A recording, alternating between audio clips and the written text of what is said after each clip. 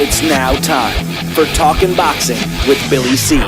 It began as a podcast, went live on the net, and transformed into a full-blown empire. It's the only daily boxing talk show on the planet, hosted by the only guy with the balls to do it. Many have stepped into the ring. Many have tried to take the belt. And one by one, they've fallen. Another victim of the undisputed heavyweight champion of boxing talk radio. Talkin' Boxing with Billy C is on now. My style is impetuous, my defense is impregnable, and I'm just ferocious. I want your heart.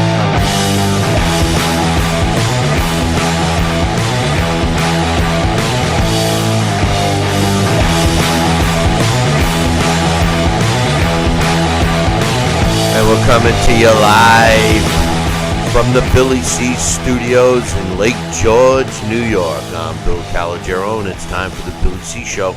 Good morning, good day, good evening. Whenever you're listening, I hope you're doing all right today. Today's show is being brought to us in part by Sal's Neighborhood Pizzeria, an Italian restaurant located on St. Simon's Island in Georgia. Check out the website, www.salsneighborhoodpizzeria.com, or give my man a call, 912-268-2328, 912-263-2328. Find out why I go all the way to St. Simon's for an authentic Italian meal. And speaking of St. Simon's, we're back. That's right. We're going to be doing the Billy C After Holiday Party. It's going to be taking place at the Sea Palms Resort and, of course, Sal's Restaurant on Friday night, January 19th. Now, this is going to be another Billy C get-together where we will be showing you not one, not two, not three, but four classic fights on the big screen so that you can check it out. And you will be part of our live audience for the next four episodes of our new program, Billy C's Boxing Revisited. So check it out. If you need any additional information, just drop me an email, billy@talkinboxing. That's TALKINBOXING.com. Or just make your plans right now at the Sea Palms. Just give the Sea Palms a call. All the information about the Sea Palms Resort can be found on their website, seapalms.com. And finally, today's show is being brought to us in part by my book, Tom Molyneux, From Bondage to Baddest Man on the Planet, is available right now where all good books are sold. You can get a copy while you're watching or listening to this show. Just go to barnesandnoble.com or amazon.com. Listen, if you're thinking about giving this book as Christmas gifts, you still got time. You still got time, boys and girls. All you got to do is drop me an email, billy@talkinboxing, TALKINBOXING.com, and I'll make sure you get it by the time the fat guy in a red suit comes crawling down your chimney. That's right, but you got to act fast. You got to have that order placed no later than tomorrow. That would be Tuesday, December 19th. So if you still want it, it fits right in the stocking, and I strongly suggest you get 5, 10, maybe even 20 copies for the holidays. Phew. Man, I was ready to pop a gasket there. Okay, this is our final three shows of 2017. That's right, three shows. Well, we're going to do one today, one tomorrow, one on Wednesday. And then we'll be back on Tuesday, January 2nd. So as you know, we are going to be doing some all the 2017 top fights of the year. But first, let's get started with the big fight that took place on Saturday. Billy Joe Saunders took care of David Lemieux very easily, I might add. I got news for you. I loved it. I'm a big David Lemieux fan, no doubt about that. But David Lemieux was beat. I mean, the guy was beat from the opening bell till the final bell. David Lemieux after the fight says, I wasn't at my best. As of the second round, I couldn't use my left hand the way I wanted to. He was on the run, and I had difficulty throwing my shots. I guess his strategy was to win is to run away from fighters instead of fighting. If that's the way you want to win, then, hey, congratulations. No, David Lemieux. No. The way it is that's called boxing. If you are a fighter that does not run and wants your opponent to stand in front of you, then cut the friggin' ring off. Then go at him. Then prevent him from doing what you got to do. No, I wasn't at my best tonight. You weren't at your best. You were in the biggest fight of your career. What do you mean you're not at your best? Listen, that's a sad, disgusting excuse, because that's exactly what it was. An excuse by David Lemieux. You don't go into that fight in front of your hometown, the biggest fight arguably of your career, and then lay an egg like David Lemieux did. I'm sorry. You don't do it. Billy Joe Saunders looked fantastic. Not only was he boxing on his feet, sticking him with a solid jab. This was a solid jab. This was no little tit, pat jab. It was a solid jab that kept David Lemieux at bay. And oh, by the way, in case David Lemieux didn't want to admit it, Billy Joe Saunders was landing some hard shots as well. Great performance by Billy Joe Saunders. My respect level for him shot way up. And I got news for you. A fight between Billy Joe Saunders and Daniel Jacobs might very well be the top two middleweights in the world today. Forget about Triple G and Canelo. Honestly, those two look like the most well-rounded fighters as of today. Joining me right now from St. Simon's Island in Georgia is my man, Sal Rocky Senecola. Your thoughts on your boy, David Lemieux? Wow. Bill, you said it. You said it all across the board. And I love David Lemieux. And I thought big things. And I was looking for the moment that he would say, hey, I'm here. I arrived. I got my power, and I'm going to knock you out. David Lemieux looked ordinary at best. I mean, this was Billy Joe Saunders did such a brilliant job of outboxing David Lemieux, that David Lemieux looked average. He looked ordinary. He couldn't even fight a southpaw. He couldn't take that front lead foot and keep it to the outside of Lemieux Saunders' right foot. He couldn't cut the ring off on him. I mean, this is rudimentary. This is what you're supposed to learn by the time you get to the level where he is. And he looked like he was lost. And you know who looked like he was having fun? Billy Joe Saunders, along with his son. I'll tell you what, my respect for Billy Joe Saunders skyrocketed. And, I always thought also that Dave Lemieux was a huge middleweight. But Billy Joe Saunders looked gigantic. I mean, it's hard to believe he was 160 pounds of flesh.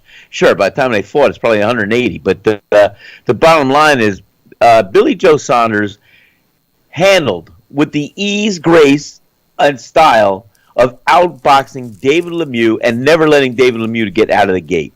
He hit him at will.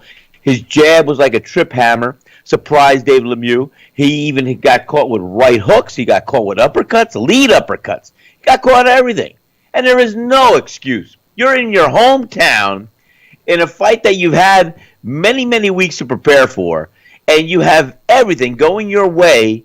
And what happened? A thief in the night came into your backyard and stole your heart and stole your thunder. And my hat's off to Billy Joe Saunders. And I'll tell you what, there are very few middleweights that I think could stack up against him the way he displayed what he could do the other night.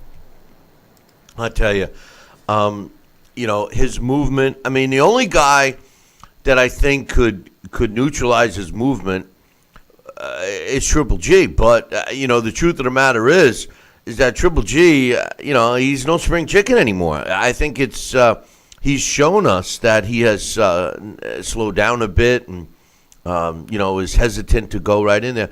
David Lemieux, I still believe he has more punching power than Billy Joe Saunders, but yes, he certainly didn't display it on Saturday night. And as far as the size you allude to, I can't agree with you more. He looked huge in there. I mean, I was looking at, specifically I was studying their bodies because I wanted to really see the size. And, from his feet up, the guy was proportionate. I'm talking about Billy Joe Saunders. His legs were tree trunk legs. He moved. He was in great shape. He wasn't huffing and puffing at all. He was as accurate and as busy in the first round as he was, in the final round. As far as David Lemieux, I'm not going to say he looked pudgy. He looked the same as he did when he fought in his last fight, Curtis Stevens. So I don't know. You can't make excuses, and David Lemieux arguably was in the biggest fight of his career to get him back in the mix. And, I think it showed us something about David Lemieux. David Lemieux said himself that he wanted to prove that he was able to fight and beat those A-level guys, because in his career, the only guys that he hasn't beaten are the A-level guys. And quite honestly, two of his losses were against guys that were nowhere near A-level. But the truth of the matter is you can't lay an egg like that and then keep getting chances. As far as I see, I know Billy Joe Saunders at the end of the fight says, I know the fans are booing me because I whipped their fighter's ass. I wouldn't have come over here, meaning Canada, if I thought I'd get beat. I'm a different animal now. I wanted to put it on Lemieux. And now he says, Canelo, fight me now, which makes me a little nervous. It was a Golden Boy promotion, and you'd have to wonder if Canelo would say to himself, well, man, maybe I'll fight Billy Joe Saunders now and then avoid Triple G, put that fight off a little more.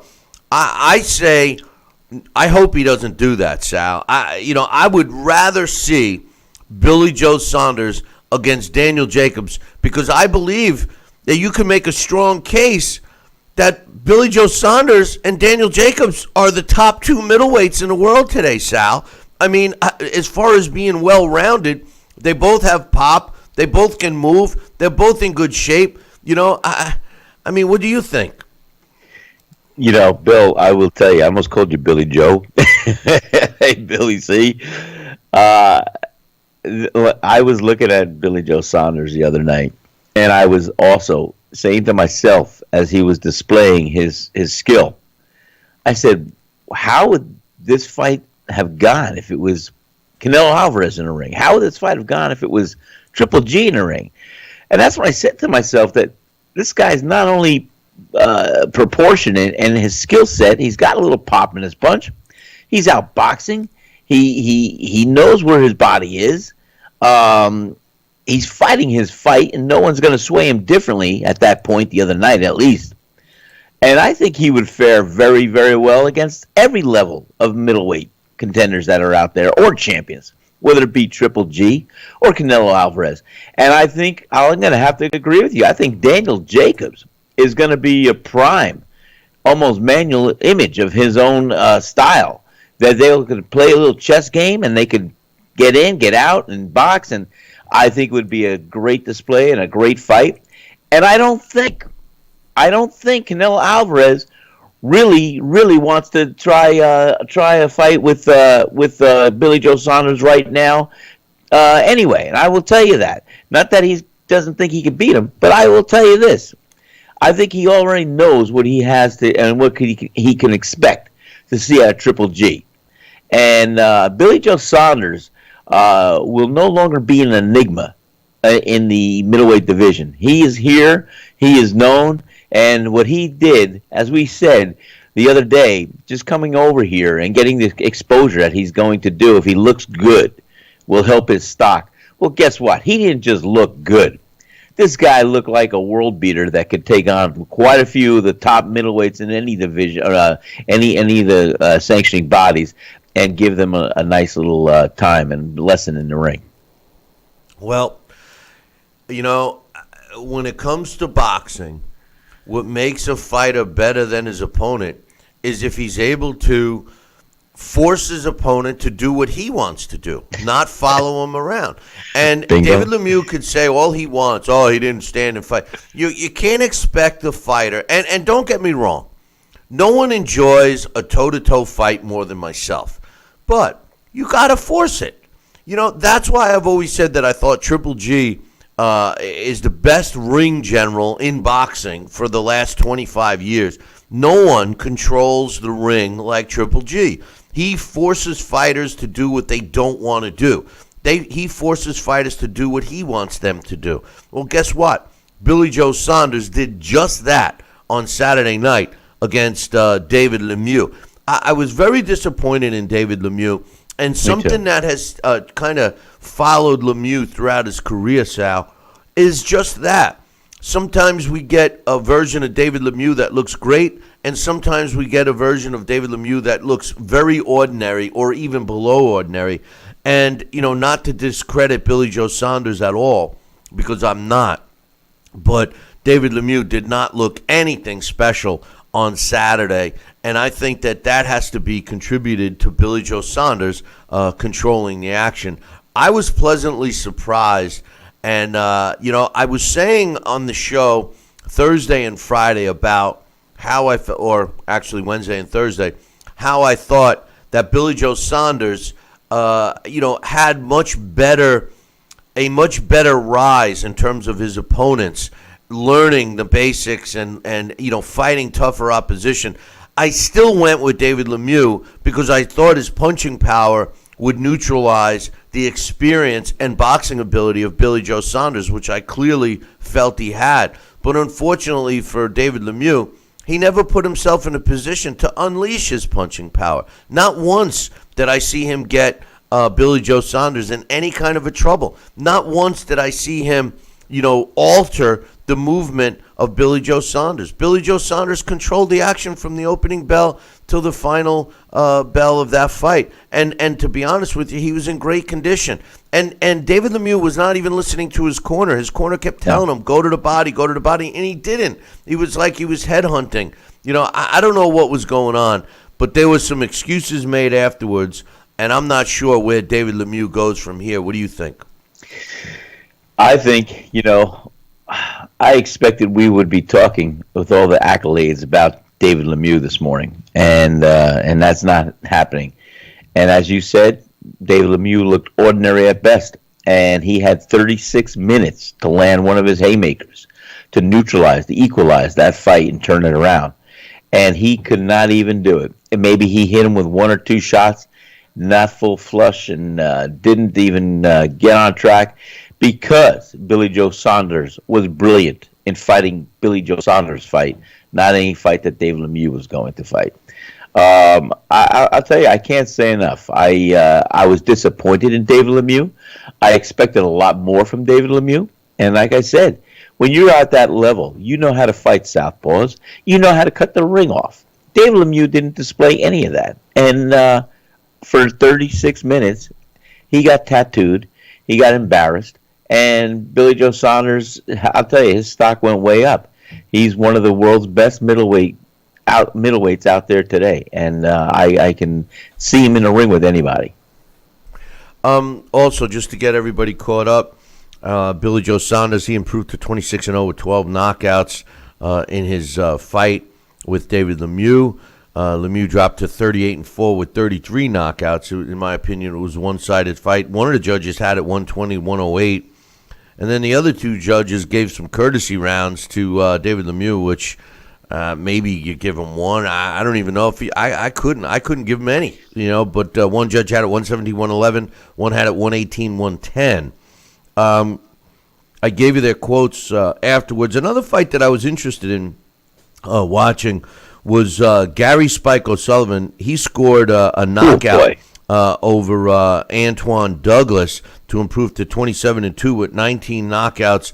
Antoine Douglas drops to 22-2-1. The thing about this fight, first of all, I enjoyed watching it. And I thought that Spike O'Sullivan came with the right game plan. But what bothered me about this fight was the commentating. And as a matter of fact, the commentating was terrible. HBO is dropping deeper and deeper into the abyss as far as commentating goes. But between Roy Jones Jr., blatantly being biased and wanting Antoine Douglas to win, and he was saying, "Oh, well, he shouldn't be taking this punishment. He shouldn't be doing that. He should be moving. He should be doing this. He should stop trying to show he's tough. He's this. He's that." Why not give Gary Spike O'Sullivan some credit for neutralizing Antoine Douglas? To me, you can't always look at the one guy and say he's not doing what he's supposed to do. At some point in time during a fight, you have to turn around and look at the other guy and say, hey, maybe he's preventing your guy from doing what he wants to do. And I think that that's what happened. Did Antoine Douglas take too much punishment, as Roy Jones suggested? Yes, he should have been boxing more. But you know what? There was something about Gary Spike O'Sullivan that prevented Antoine Douglas from doing that. Maybe it was the handlebar mustache. I don't know. What do you think, Sal? Well, where's that handlebar mustache? You know why? Why? He believes there's a direct lineage between him and John L. Sullivan. I mean, he believes that there is a direct bloodline. That handlebar mustache is just not by accident. But Sal, John L. Sullivan's last name is Sullivan. Gary Spike O'Sullivan is O'Sullivan. Well, that's because when he was born, he said, "Oh, Sullivan." I see. Senecola. Okay. All right. I see. Nonetheless, hey, listen. I just was told that. I'm just relaying what was told, what I heard on the public airways. That's why he does. He thinks there's still Sullivan versus Sullivan in his bloodline. So he's pedigree, he thinks. So. You know how the Irish are. Is the Catholic Irish women have 157 kids, and they're all named Sullivan. So I don't know. But anyway. Also. Sullivan. Another Sullivan. Another one. Also on that HBO broadcast, Ulysses Jr. Totally made Cletus Selden look boy. I mean, look like a joke, really. I mean, and Selden, we were all getting a little antsy for Selden because he looked so good in his last fight. But man, did he show that he virtually has no. I can't stand the way he drags that right foot, and I thought he had sort of a solid chin. You see, this is what happens, boys and girls, when a guy like Joe DeGuardia and Star Boxing overprotect you so much that you learn ugats. You know what ugats means? Nothing. And that's exactly what happened with Selden. Selden was just as pissed, saying, he ran for me all night. No, you got to know how to make a fighter do what you want to do. Don't tell me he ran all night. And I got news for you. Ulysses was hurting Selden. I mean, he dropped him how many times? He dropped him once. The first 3 rounds, he hit the deck at least once in each of the 3. Definitely hit the deck once in each of the 3. The judges scored at 99-88. One thing I thought was kind of interesting, in the corner of Ulysses Jr., his corner saying the crowd's getting unhappy. Put your foot on the gas. I'm saying to myself, why would you tell your fighter this when he's he's dominating this guy? The only chance, Sal, that Selden had to win this fight was to land a lucky shot. And his corner's saying, hey, the crowd's getting a little restless. Maybe you should put your foot on the gas a little bit. I say screw the crowd. Win the fight. He was dominating the fight. It was an entertaining fight. He was landing. I almost was thinking of your famous line. He landed lefts and lefts and lefts. He landed so many lefts he wasn't right, and that's exactly what was happening. What was your thoughts in the instruction from the corner? Well, no, the instruction from the corner was totally. I didn't think it was called for. I mean, it was an entertaining fight, and the fans. The only reason why they were getting upset is because the majority or a great portion of those fans were Seldens, came out to see their man win, and their man was not even going to get out of the first gear.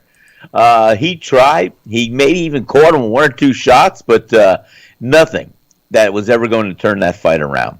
And let me tell you something. It was a rough, long night for Selden, and I give Ulysses much credit. He outboxed him brilliantly and never really got in harm's way. So you know what? Whatever he did, he didn't have to listen to his corner and put himself out there to do and to end it. And he fought his fight. That's what we saw the other night. It was people fighting their fights because their opposition couldn't do anything else to persuade them differently. Hold that thought, Sal. We got to take a break. When I come back, I want to add one more thing about the Hebrew Hammer. I'll be back in 2. Billy C will be right back.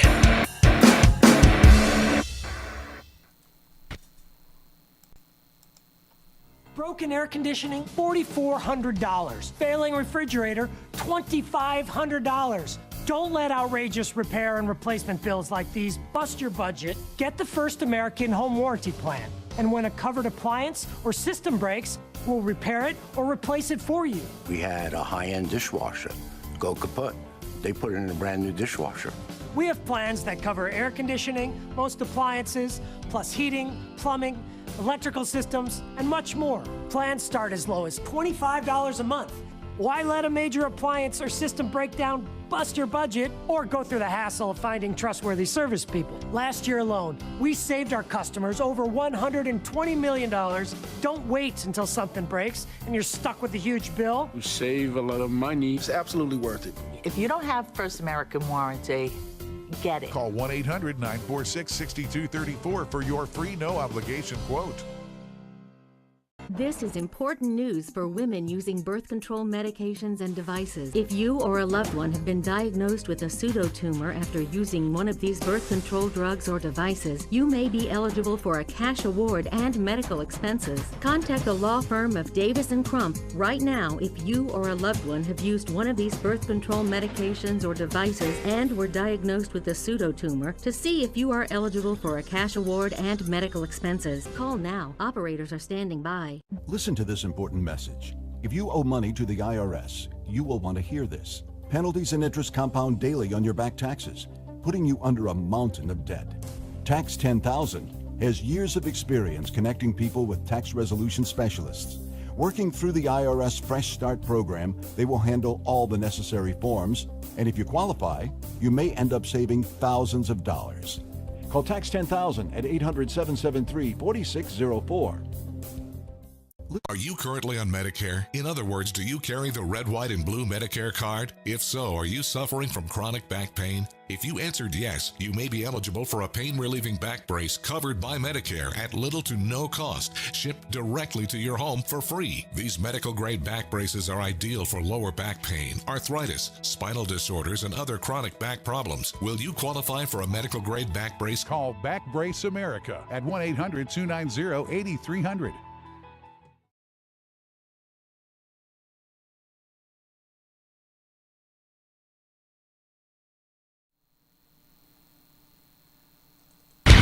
Check out BillyCBoxing.com now, or feel the wrath of the mighty mustache. Oh, that hurts! Why are you doing that to my face? I hate you. That's BillyCBoxing.com. Consider this your warning. Now back to Billy C. Interact with the show at BillyCBoxing.com.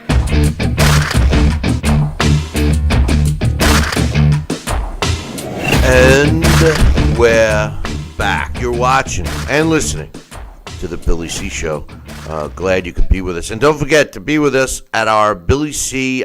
holiday party after the holidays. Yeah, it's our after the holiday party down at the beautiful Sea Palms Resort in St. Simons. It's Friday, January 19th, and we're going to be hanging, watching some Revisited. Sal and I are going to broadcast 4 classic fights for you to hang out. There'll be food for you and a cash bar. And speaking of food, we can all migrate over to Sal's restaurant either the day before or the day after, whatever you want. But make sure you become part of that. You missed it last time. Don't miss it this time. You will love it. And by the way, if you're in the Northeast, who the hell doesn't want to go down to beautiful St. Simons in the middle of January? What a great time. Bring the family. There's pools. There's golf to be had. Everything. So make sure you check it out. You can just visit cpalms.com and make your reservations now, or just drop me an email and I'll hook you up. Billy at Talkin' Boxing, TALKINBOXING.com. I'm here with Sal Rocky Senecola. And Sal, one thing I wanted to add about the Hebrew Hammer that got, hammered. He did. The truth of the matter is, his corner told him nothing. What a bunch of, and Pete Brodsky. Jabronis, they were clueless. Pete Brodsky's been in this business a long time, and this guy told him absolutely nothing. There's nothing more nerve-wracking than watching a fight and having a fighter go to his corner and have his corner tell him nothing. It's equally as frustrating as when a corner tells the fighter to do something and the fighter doesn't listen, like David Lemieux. But no, absolutely zero instruction from Pete Brodsky in the corner of the Hebrew Hammer Selden. Yeah. If they felt that this guy had no chance after the first couple of rounds, stop the fight. Why keep him in there and take the shellacking that he did? Because he did. He took some heavy shots, and he also showed that his chin is not that great either. What do you think? Well, I think, he showed he had heart. I mean, he kept trying, but he just didn't have the skill level, the tools. I mean, he should have been working his way in there. He lunged. He tried to land a haymaker, and, he didn't. It's the same thing. He couldn't cut the ring off. He couldn't get the guy back on the ropes or in the corner. He couldn't he couldn't bob and move his way in, attack the body. And you have to have certain style, certain game plan when you fight a style like that. And to slow him down, to cut the ring off on him, to bang him in the body, to slip the punches, to work your way in, to get in at the range enough to get explosives, get in, get out, do a combination, get out, do what you got to do. It's hard. And the bottom line is I didn't see any instructions to that level or that he had any of that in his repertoire. Yeah, I mean, obviously, listen, I'm not a trainer, and I've always, said that. So I'm not going to pretend I'm a trainer. But I would think, Sal, that if you're working with a fighter, and damn well his skill set is limited. And let's be real, Selden's skill set is limited. He started late in boxing. You don't have to, be an expert in the sport to see that dragging of the right leg. I mean, he's got good balance, I would think, but you can't deliver your punches like that. And you certainly can't move fleet of foot when you're dragging that leg like it's a dead leg on you, And your fighter's going to get tattooed. You see a guy that, his athletic ability and his boxing ability and his punching power is all equal to your fighter. You got to start focusing on him to do what he does, and that's to muscle him. He needed to cut the ring off. He needed to go in there with reckless abandon. He needed to do something. The only time that, Selden had a shot is when the corner of Ulysses Jr. told him to step it up and excite the fans. That was his only time. Other than that, he looked completely like a fish out of water. I'm sorry. That was a pathetic performance, not only by the fighter, but Pete Brodsky. If I'm Selden, and here's the thing. Everything that Brodsky told Selden, he did. I wish I had a fighter like Selden in my corner that listens to everything you say. But tell the guy something, constructive. Tell him something that's going to work. He was telling, give 2 jabs and then a right cross, and then that's what he did. But, come on. Get a little more fundamental than that. Am I being too hard on this guy or what, Sal? No, and let me tell you something.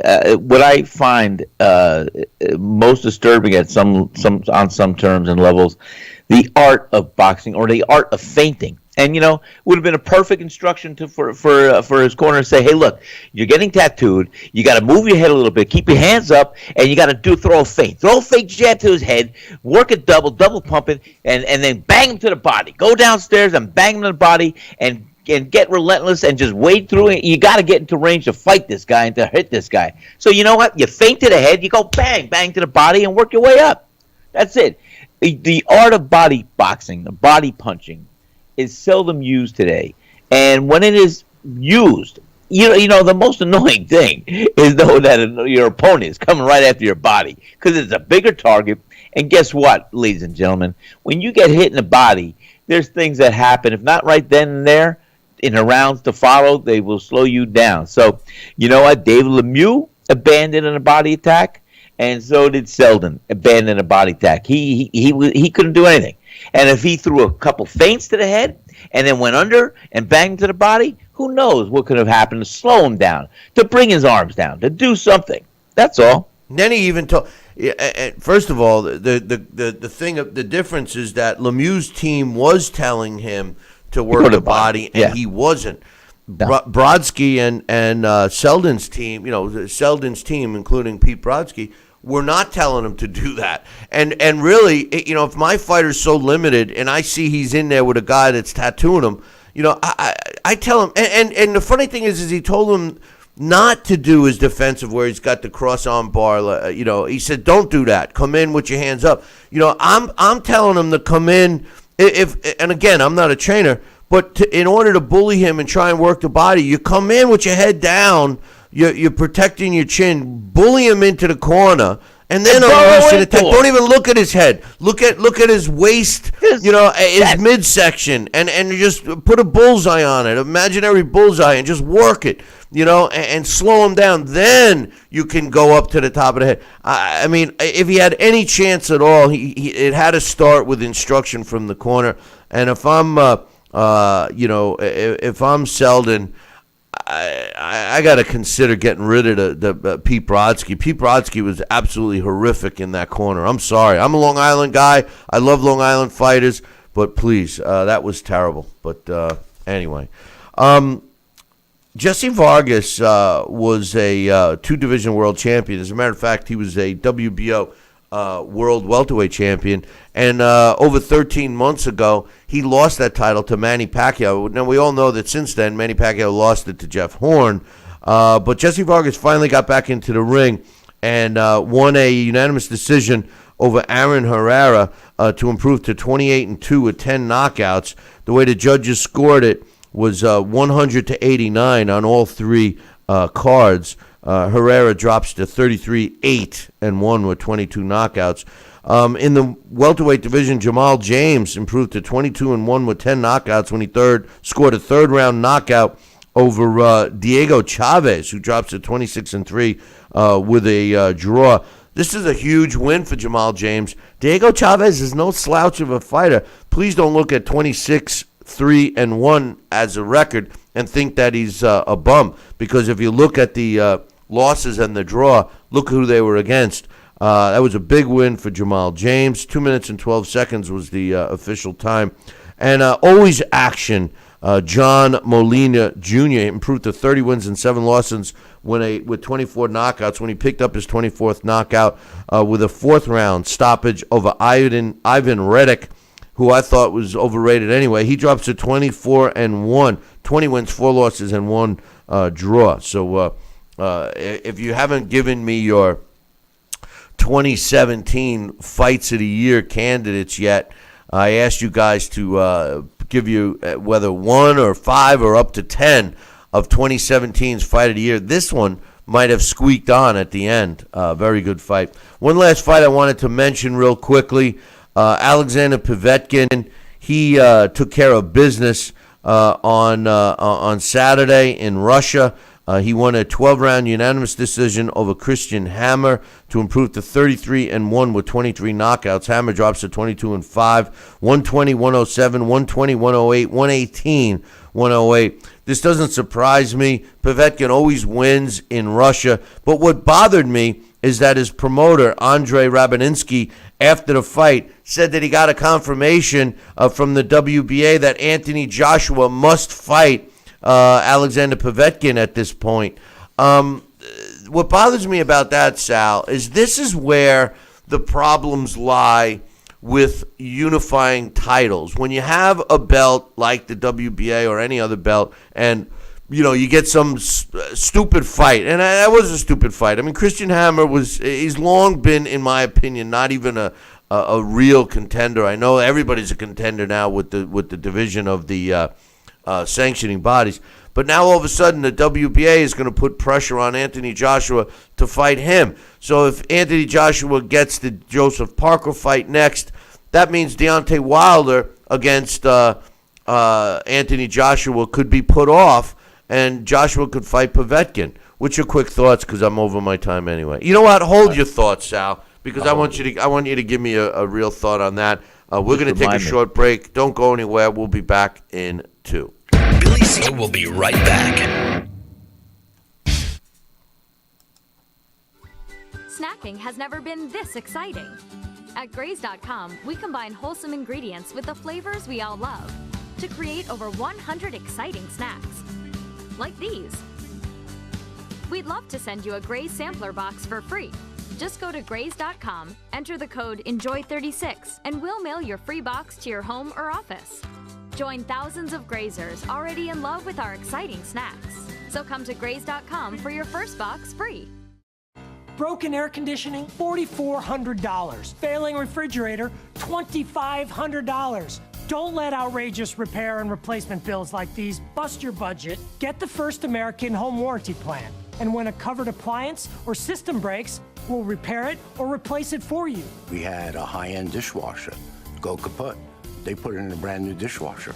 We have plans that cover air conditioning, most appliances, plus heating, plumbing, electrical systems, and much more. Plans start as low as $25 a month. Why let a major appliance or system breakdown bust your budget or go through the hassle of finding trustworthy service people? Last year alone, we saved our customers over $120 million. Don't wait until something breaks and you're stuck with a huge bill. You save a lot of money. It's absolutely worth it. If you don't have First American Warranty, get it. Call 1-800-946-6234 for your free no-obligation quote. This is important news for people who had a hip replacement and then had to have additional surgery as the result of a faulty hip implant or were diagnosed with high levels of metal in the blood, known as metallosis. You may have a right to a cash award and medical expenses. If you have been diagnosed with high levels of metal in your blood or have required more surgery because of hip implant failure, call the law offices of Davis & Crump right now. Our first consultation is free and we don't get paid unless you get paid. Call now. Operators are standing by.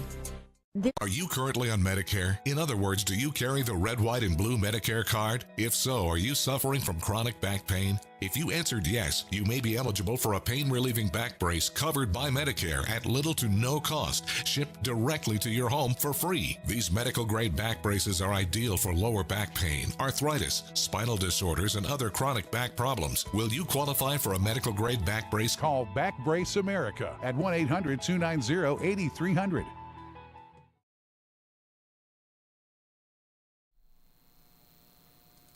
Now back to Talkin' Boxing with Billy C., the only radio host man enough to take a punch from Mike Tyson. Wait a minute, man. Hold on there. Jeremy, man, I need you to take this one, all right? Wait, what? No way. I can't do this. Need I remind you I'm Billy C., damn it? Now put on that mustache and get in there. Hey, look at me. I'm Billy C. Crap.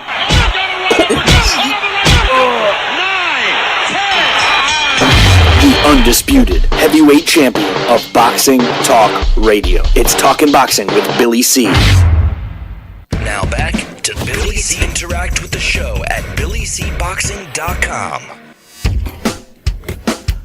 And we're back. You're watching and listening to the Billy C. Show. Glad you could be with us. And before I went to break, I know you're still laughing over that. I'm still laughing over that commercial. I mean, you know why? Because I visualized the event happening. That's what's so funny. I could see you getting ready to go in the ring against Mike Tyson, and then all of a sudden he said, wait a minute. Hey, you know what? Take my mustache, Jeremy. You put that on. You go in the ring. I'm just saying. Yeah. I can visualize. Are you done? It's a comical statement. I like it. Are you done? I'm done. I'm sorry. Let me not take up the airtime. So I just had to explain why I was smiling and laughing. What do you? So what do you think about? I mean, isn't that the problem that we have in the sport of boxing, where, you know, here we are and we seem to be putting our ducks in a row with unification fights, especially in the heavyweight division, and then all of a sudden you get a Povetkin versus Christian Hammer fight. Now the WBA making statements like, well, that's Anthony Joshua's mandatory now. You know, this is the same group that wants, what's his name, the Puerto Rican fighter that hasn't fought in 3 years to fight for a belt, Freza Cuendo, to fight for a belt. You know, I mean, it's a joke. You know, and then what they do, Sal, is they strip them.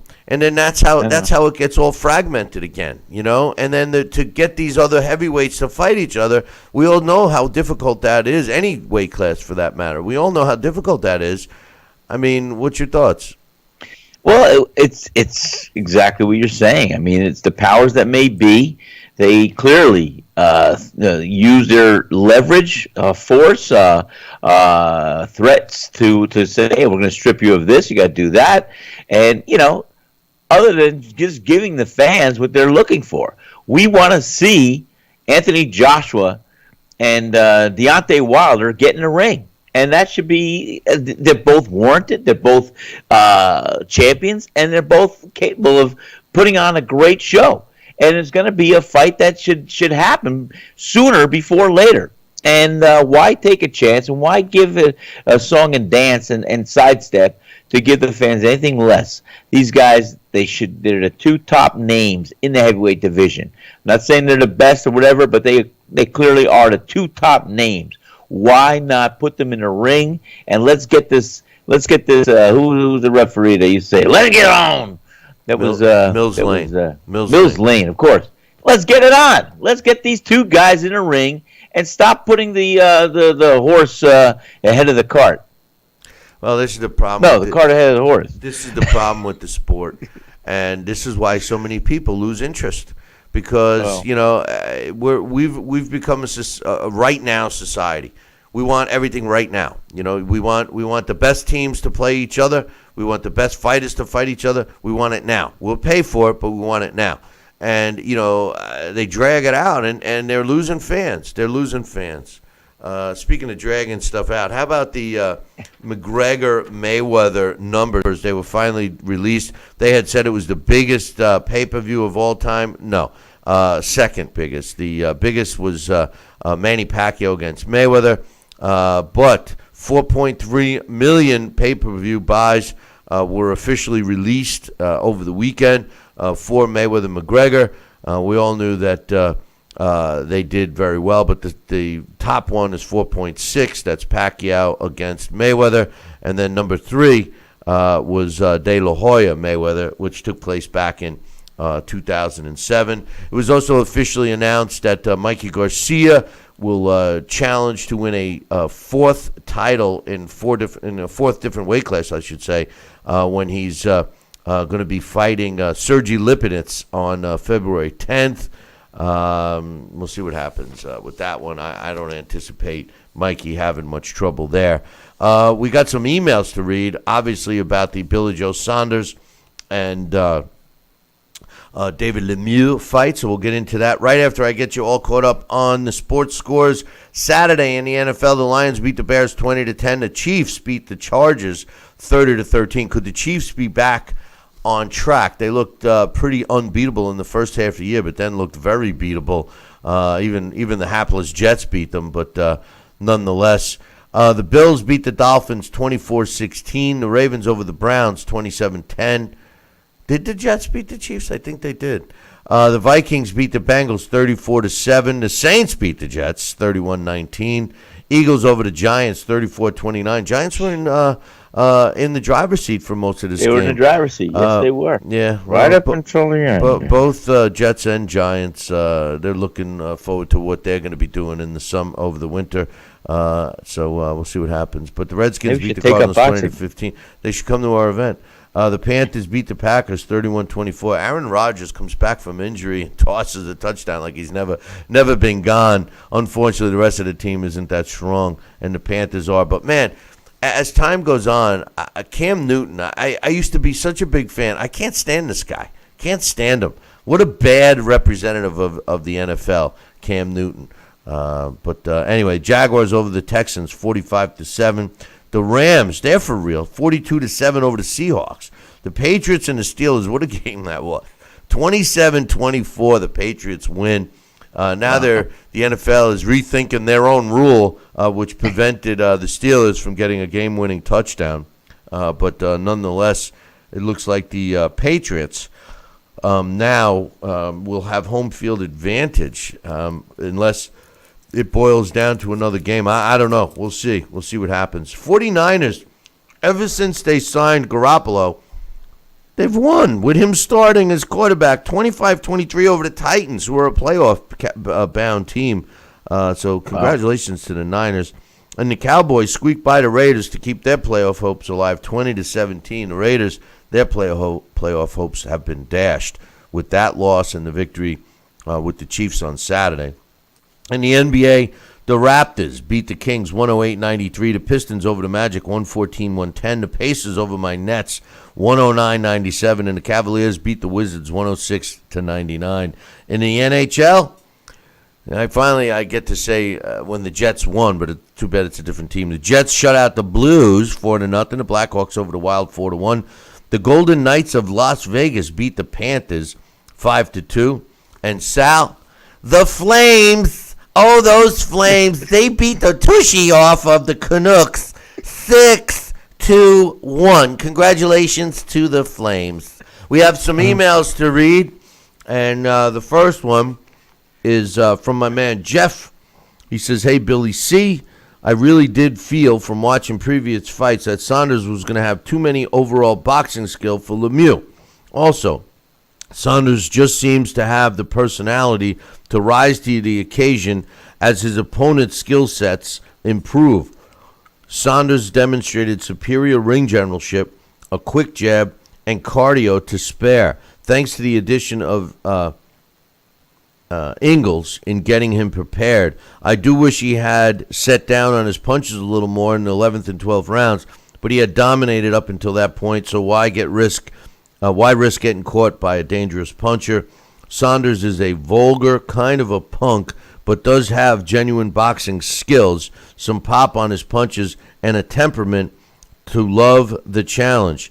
He'll be a very good fight for any of the top names, be it Jacobs, Canelo, or Triple G. True. He says, a side note, check out a video of Saunders working with his kid. His kid's a brat, will probably lack discipline, but shows some of the old man's skills, and he did. The kid, when they showed the kid, I don't know if you saw that, but when they showed the kid's picture on the Jumbotron, all the fans are booing. The kid was looking around. That's kind of vicious to do to a kid, but hey, anytime you hit another fighter in the privates, man, you open yourself up. But yeah, I mean, Saunders is a guy that goes over the edge a little bit with his comments and stuff. But you know what? He backed it up on Saturday night, Sal.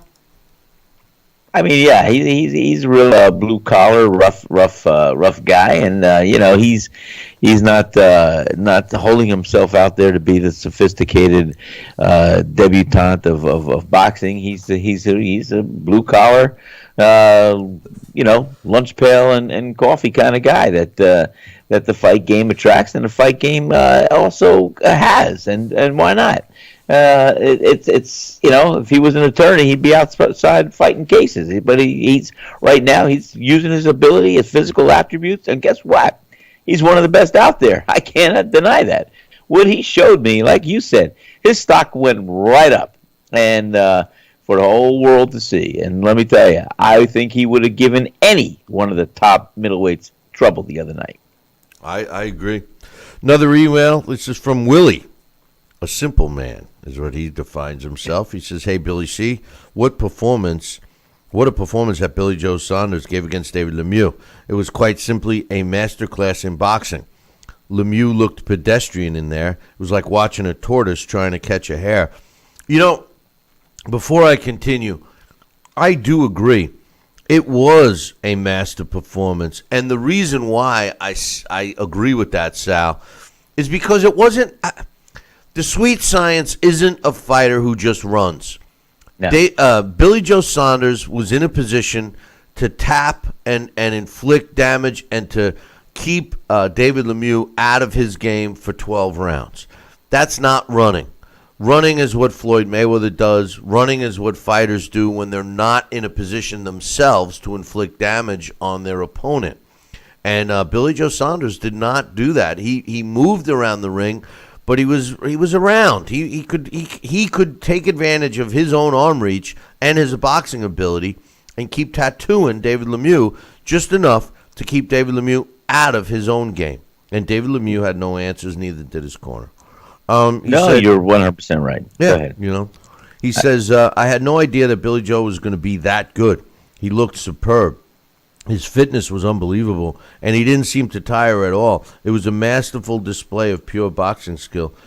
That's all true, right, Sal? I mean, I agree with you. All true, all true. And, you know, there was a time they did a replay where he hit David Lemieux with a 4-punch combination. That was brilliant. An overhand right hook, came up with a left, another one, an uppercut. I mean, he just did a display. And then the other time where he just stepped to the side, he stepped to the side like a bull going through a cape. He's like Toro, boom. He just sidestepped him. I mean, the guy outboxed Lemieux without a flaw. I mean, it was classic. It almost reminded me of the movie Gentleman Jim with Errol Flynn moving around John L. Sullivan and almost embarrassing him, just hitting him and then moving. And, you know, that's what I saw in that fight with Billy Joe Saunders. He did a brilliant job. I cannot say enough.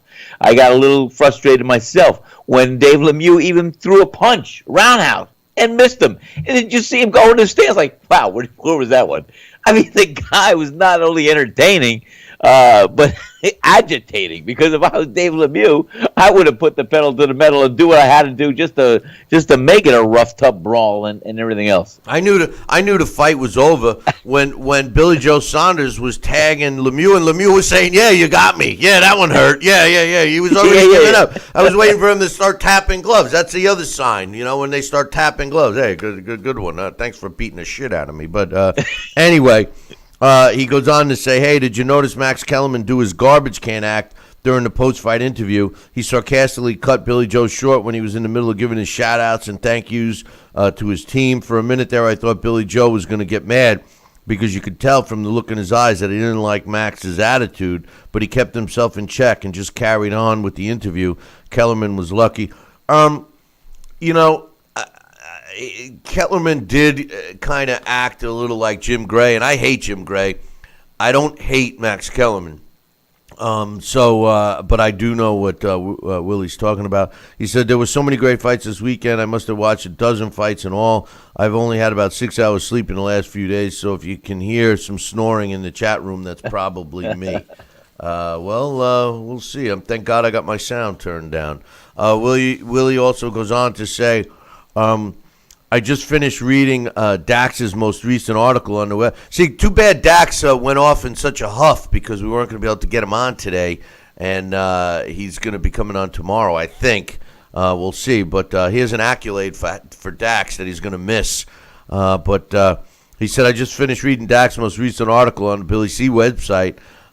He says it was well written and quite detailed account of the fights that took place at the Pioneer event in Lancaster in California. He says, I appreciate the time and effort that goes into writing such articles as this. I find reading and inwardly digesting the opinions of experts such as Dax and Coach to help me get a clear vision of what's going on with all the divisions and not just the heavyweight and middleweights, which was pretty much all I was into prior to becoming a regular listener to your show. But not anymore. Now I'm into all of them. Hey, don't forget to read everybody's columns up on the website. But my man Johnny Blaze is playing a much more active role in bringing the Canadian fights to us, especially the lower level. Because there was a time when all I said for years and years was that the UK boxing scene and the Canadian boxing scene carried boxing on its back. Now it's been the UK by itself, but Canada's coming back, and Johnny Blaze will be bringing us those fights, so keep an eye on that.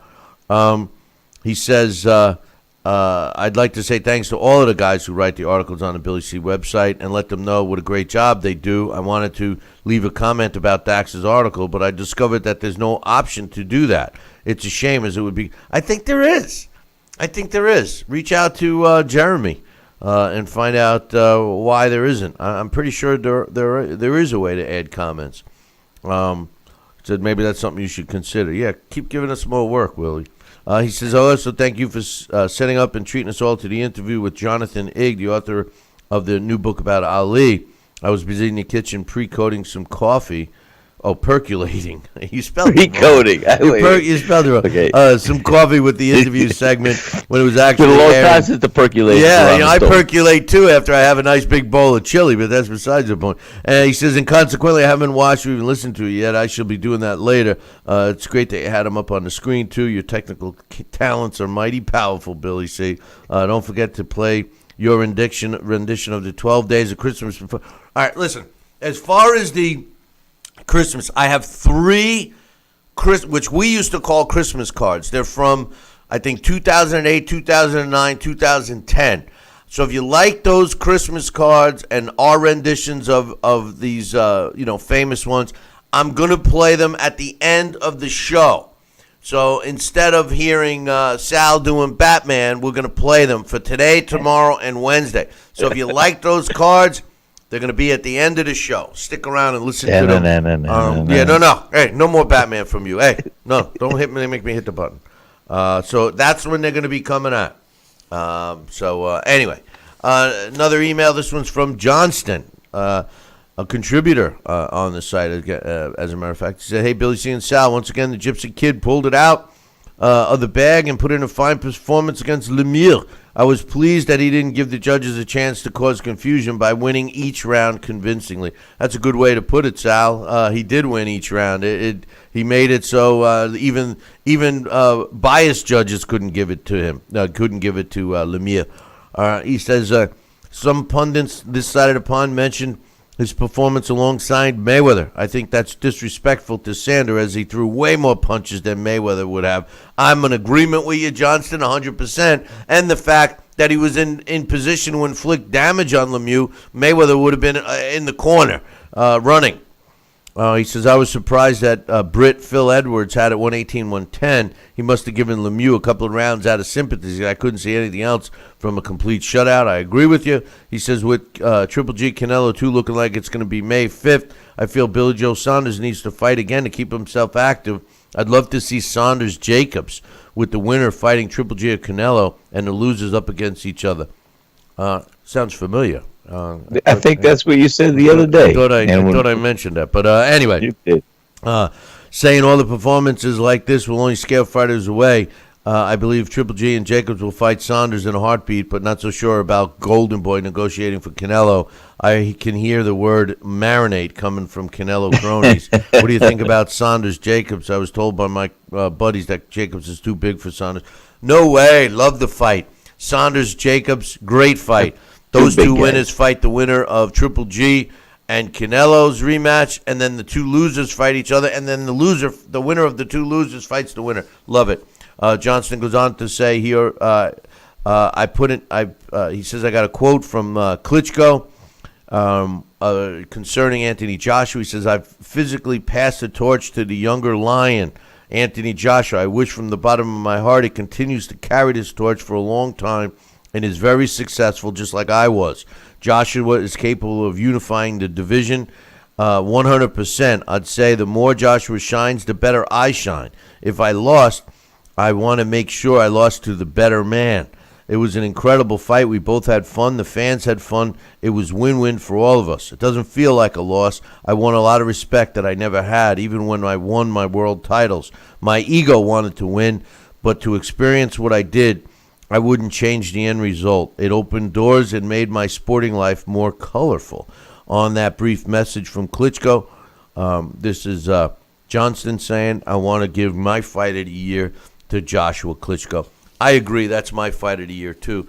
Some encouraging words from Vladimir Klitschko. I like what I just heard. What do you think? Well, not only encouraging words, but I'll tell you what, that's a class act 100%. I mean, as he so boldly put it, passing the torch to a younger lion and, losing to the best. I mean, it put it in perspective. It resonates why he felt he retired, and he was in a good place with his decision to retire and knew that he had given it his all. And, why should he expect differently in a second fight? So I think he just recapped everything, and he said it brilliantly. He said it very humbly, and I love the statement. Very well put. We got another email. This was from my man My man Angel.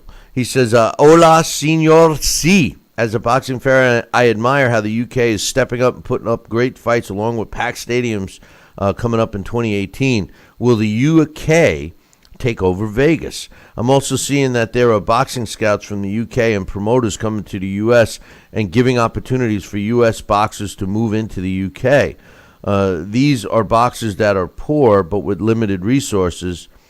In the UK, the government provides funds for boxing gyms as a way for kids to get involved with sports to stay off the streets and as a way to represent their country.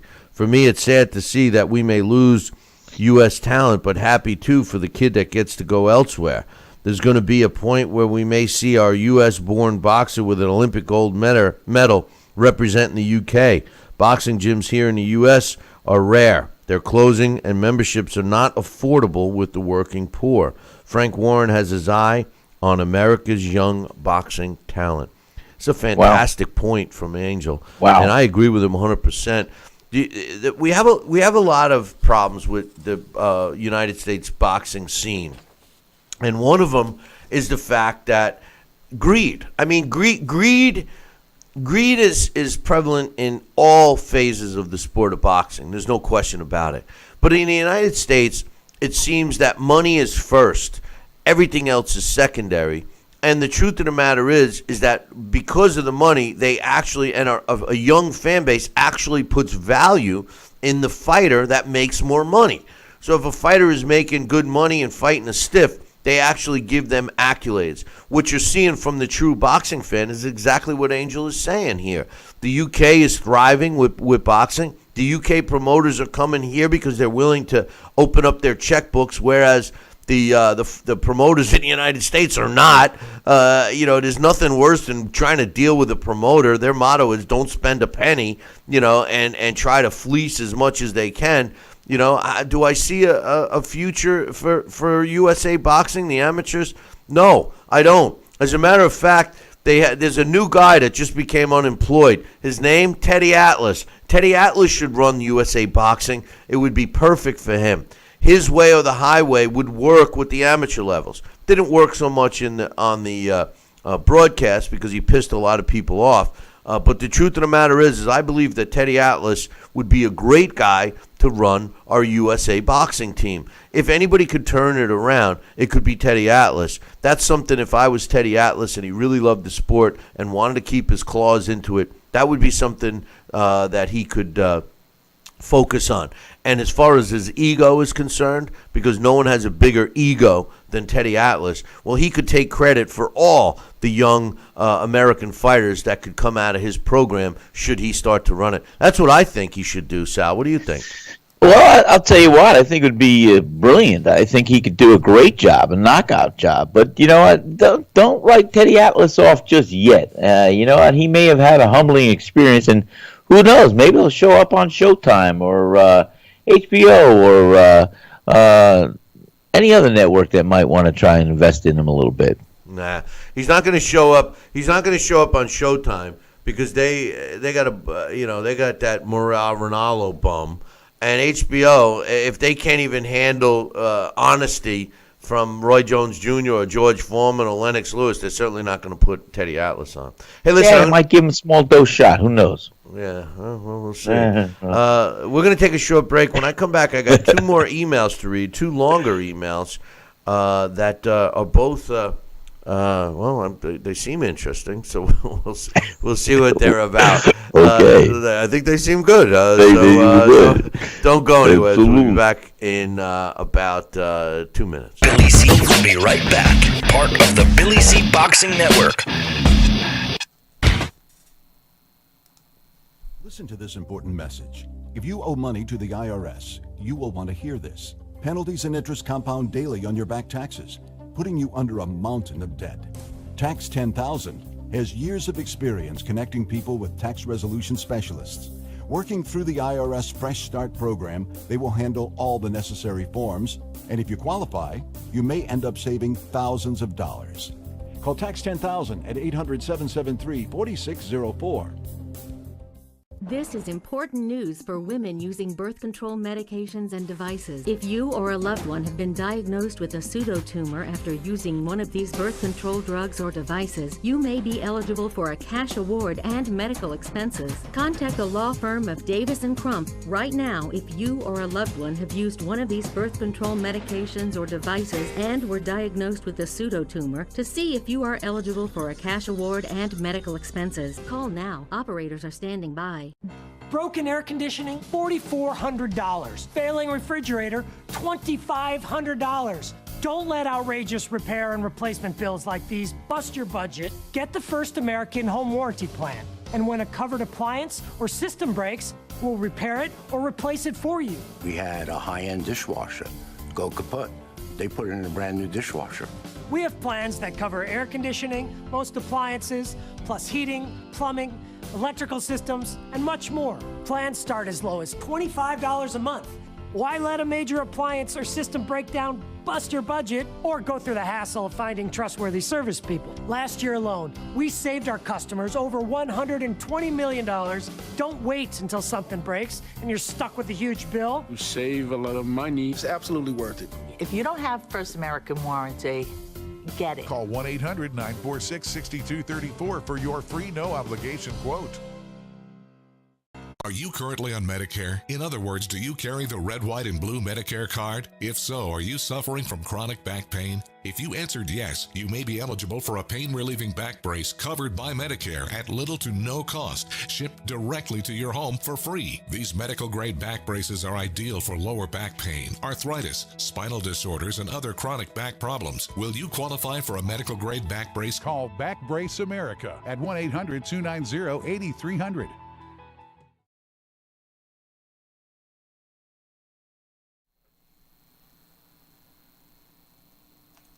Now back to Talking Boxing with Billy C. He may not have an Excellence in Broadcasting award, but the night's still young. And he's got martinis. So you never know what may be by morning. It's Talking Boxing with Billy C. Talking Boxing with Billy C. Now back to Billy C. Interact with the show at BillyCBoxing.com.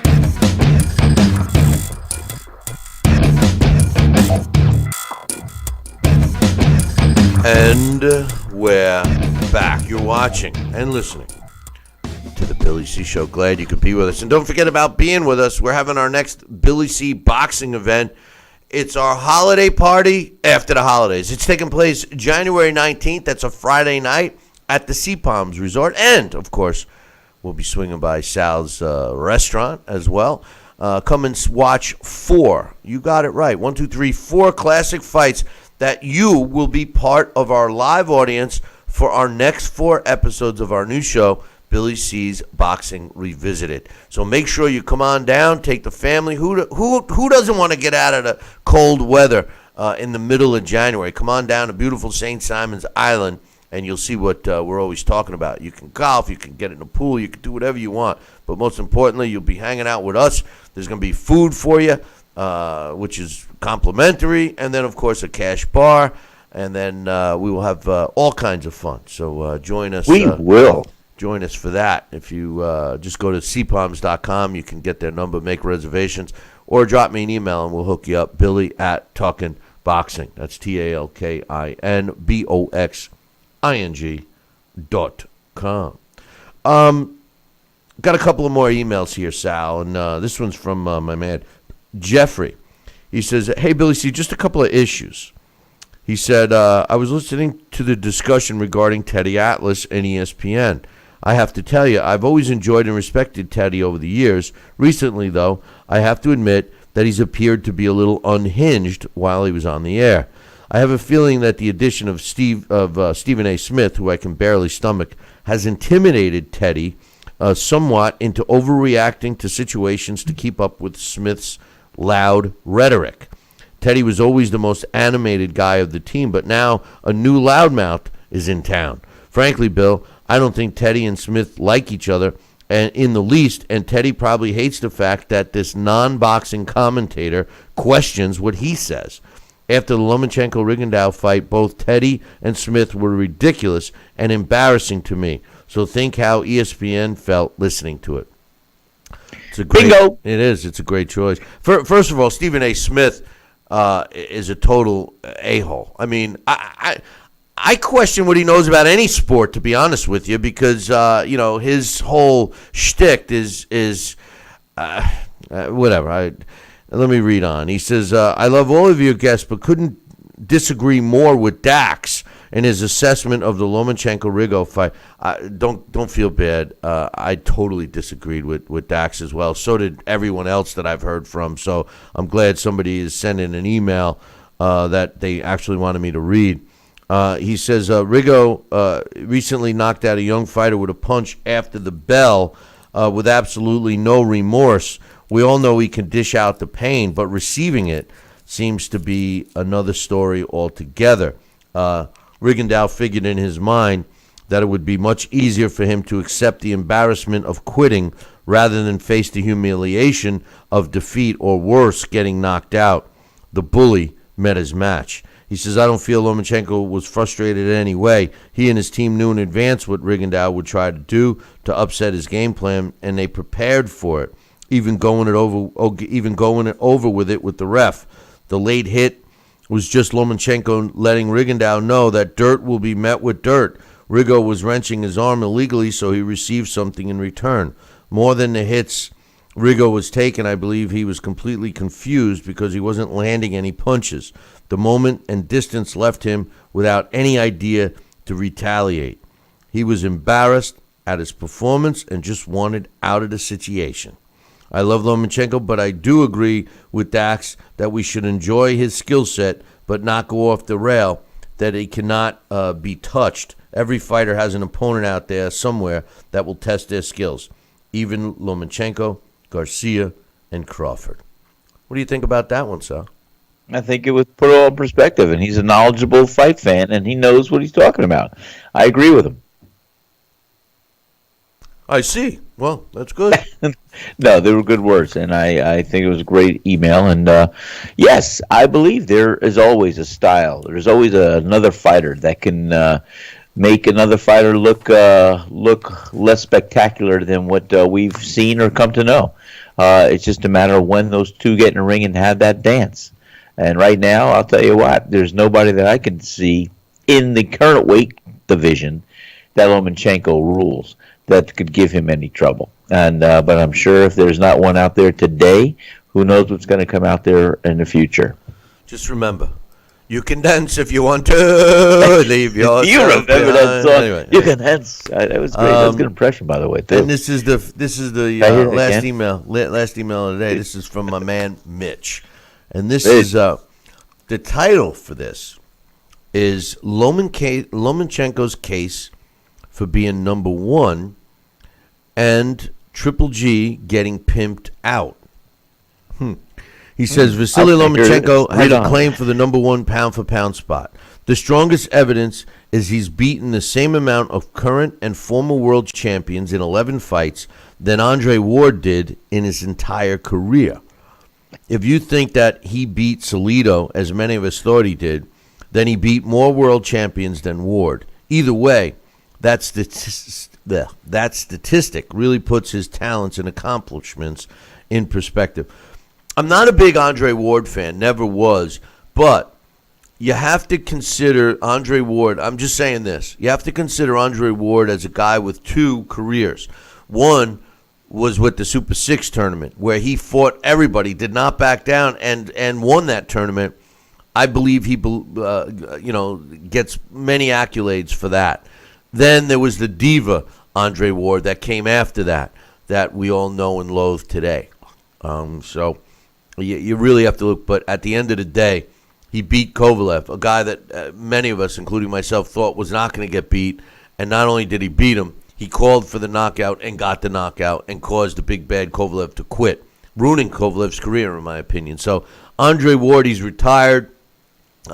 I don't like just giving a guy a pound ranking number one, but that's just my thoughts on him. He says there's a few reasons Triple G and Alvarez didn't go over 2 million pay-per-view buys. I'll name two, he says. First, Hurricanes Harvey and Irma caused Texas, Tennessee, Florida, Georgia, Puerto Rico, the Carolinas, and several other places to lose power.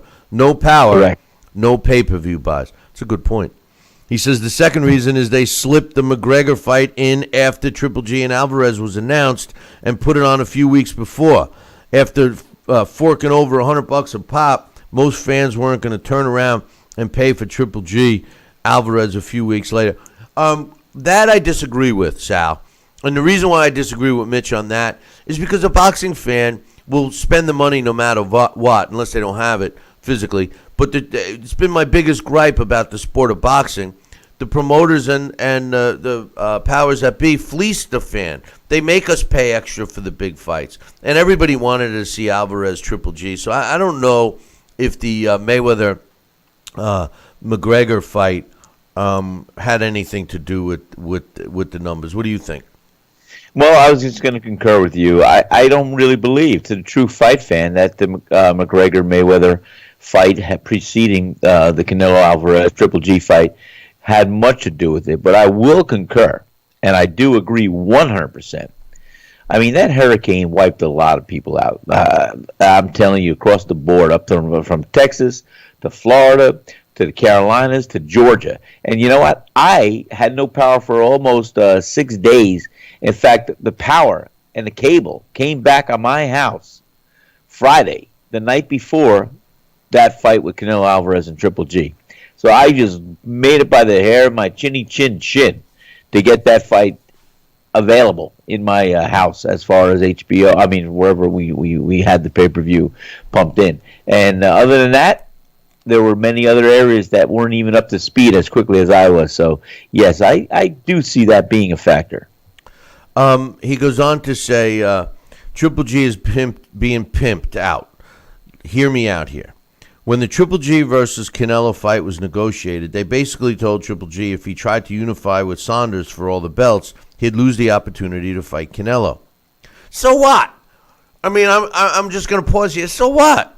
You know, you know what? The powers that be, and including the fighters, are the ones that give the power to the guys like Golden Boy and Canelo. Canelo is not the biggest name in boxing anymore. Not even close. You got other fighters that fans would want to see more than Canelo. I say Anthony Joshua is definitely more in demand than Canelo. And Triple G is up there. And got news for you. There's a new kid in town, Billy Joe Saunders. Everybody loves watching a guy dismantle a bully, so to speak, in David Lemieux. So I don't know. Anyway, he says, Team Triple G backed down and played the game like punks. I'll give them a pass, though. They wanted the big money fight, and they got it. The problem is they left it in the judges' hands to steal the win for them. Triple G didn't do what he usually does, which was go to the body. So in order to try and get back to being Triple G and working on throwing to the body, they wanted to fight before the May, since Triple G likes to be active. When you get to be 36, 37 years old, guys need to be active. Triple G wanted that, but then again was told if he fought before May, Canelo would walk. So now he waits 8 months for the rematch. Almost a year older and also inactive. Pimped again. But it could get worse. First of all, by not announcing the rematch, they've allowed Hay and Bello to swoop in and take that date. You know the UK fans. They'll pack the house and watch Hay and Bello too at the expense of Triple G and Canelo. You'll lose some pay-per-view buys, but they're for sure. But then again, pimped again. You know what? If the Brits think that a fight between David Fraud Hay and Tony Bello is more important than Canelo Triple G too, then they don't deserve to watch it. So David Hay is a fraud. He's a piece of garbage. Can't stand it. And that's their own stupidity for taking that date. He says also, did you notice nothing was announced prior to Saunders Lemieux? My theory is, even though Lemieux is a Golden Boy fighter, Oscar was secretly hoping Saunders won. Now Oscar can cut a side deal for Saunders to fight Canelo.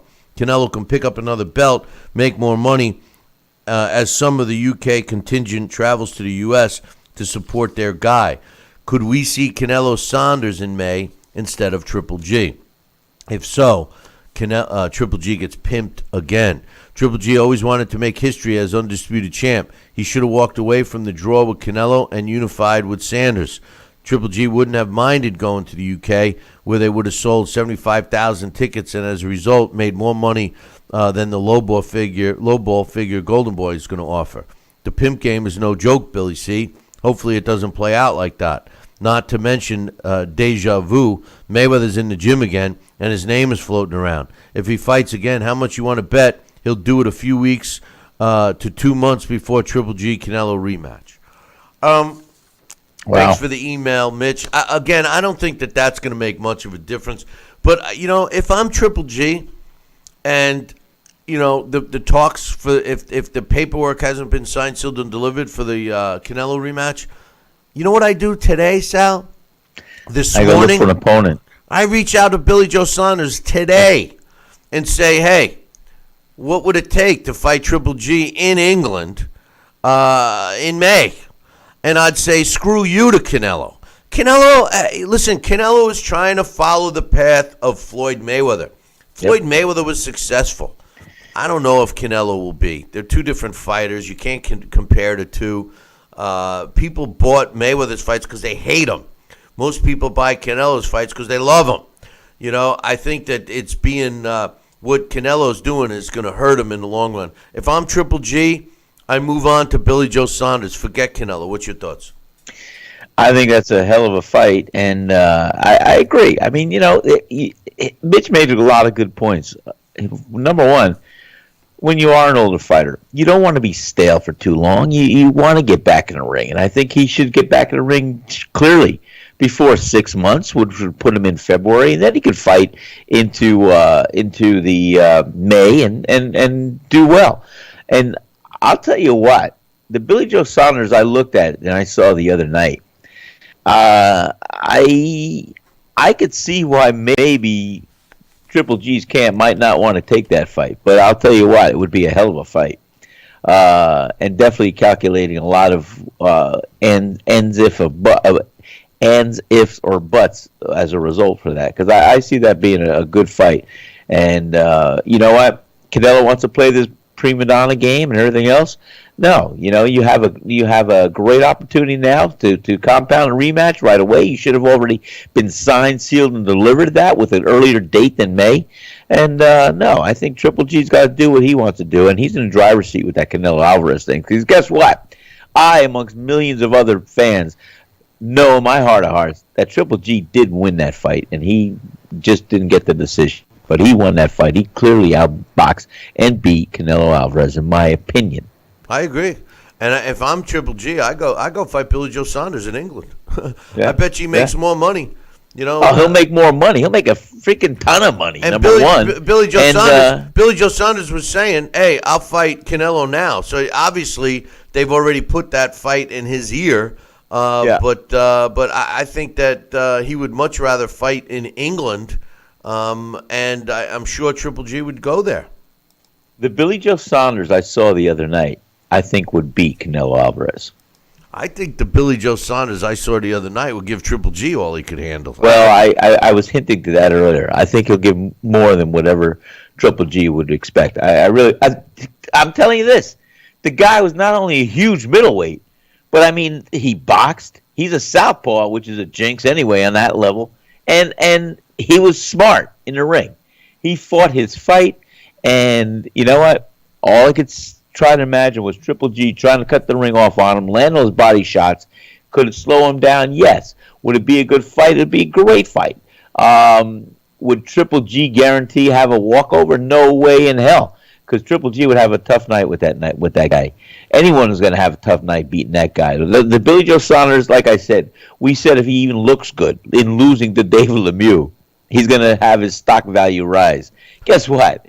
It has risen. It went through the roof because he showed the fans across the world of boxing that all eyes were on, that this guy's the real deal. He fought a fight, and he has nothing to explain other than he did a great job He outboxed this guy. He tagged him. He did whatever he wanted with him. He made this guy play his game, and that was it.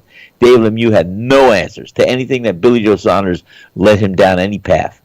And you know what the other part of that is, Sal, is that, everybody always says, well, not everybody. The only people that say that Triple G is so big are Floyd Mayweather fans. Yes. Because I got news for you. Triple G's not big. He's not that big. He's small. I mean, Jacobs was twice his size, and I think Billy Joe Sanders is way bigger than him. So and Canelo was bigger than him. The largest freaking middleweight I think I've ever seen. Well, I mean, proportionally, he looked big. He looked bigger than Marvin Hagler. Marvin Hagler looked huge. The biggest middleweight I remember seeing was Iran the Blade Barkley. He looked like he was big too. Yes, he was big. You're right. But you're right about Billy Joe Saunders. Proportionately, from his feet all the way up to his head, he's big. Daniel Jacobs is a big fighter, but his legs aren't as thick. But no.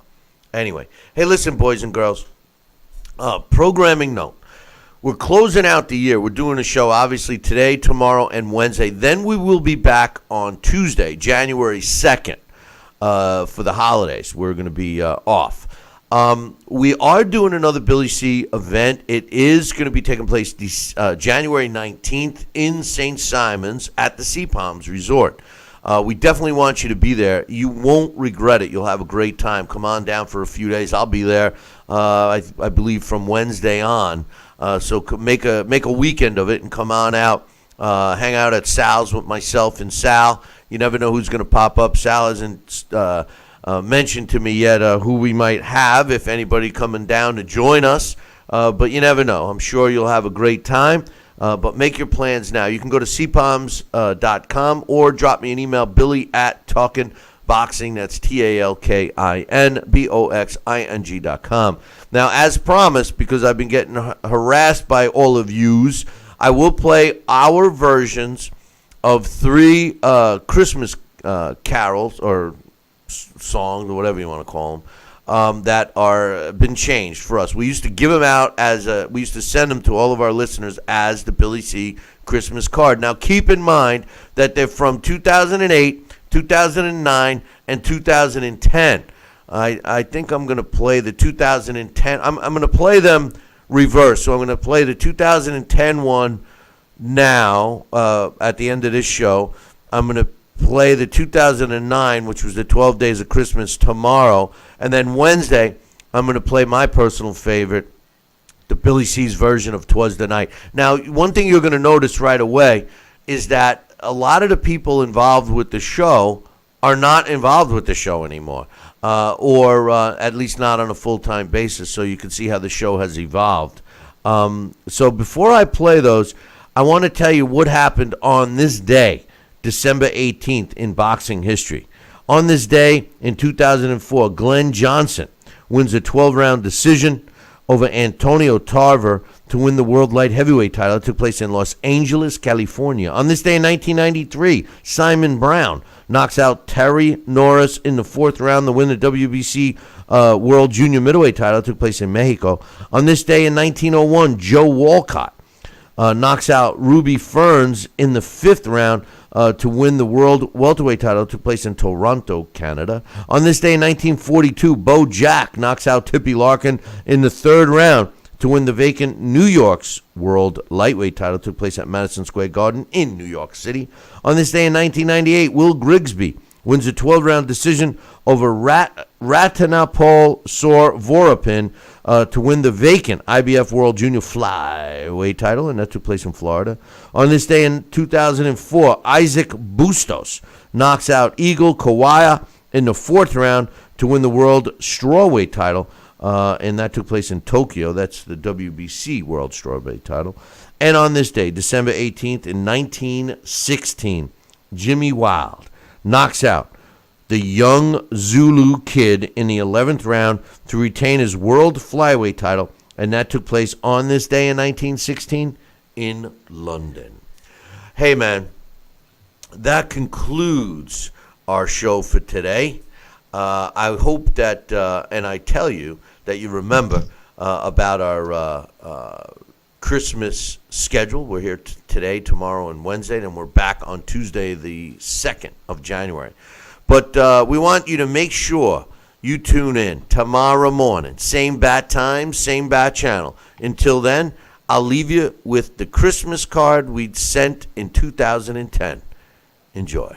Billy C. here. On behalf of everyone involved with the Talking Boxing with Billy C. radio show, Scotty Krause, Dave Wilcox, Marty Mulcahy, Emily Harney, Joe Santaliquido, Johnny Robbins, Alex Papali, Lee Groves, Amy Green, Kieran O'Neill, and Michael Parmley, and myself, Bill Calogero, all want to wish you, all of our boxing fans and listeners, whether you're listening live or on a podcast or on a radio dial, we all want to wish you a very Merry Christmas and a Happy New Year.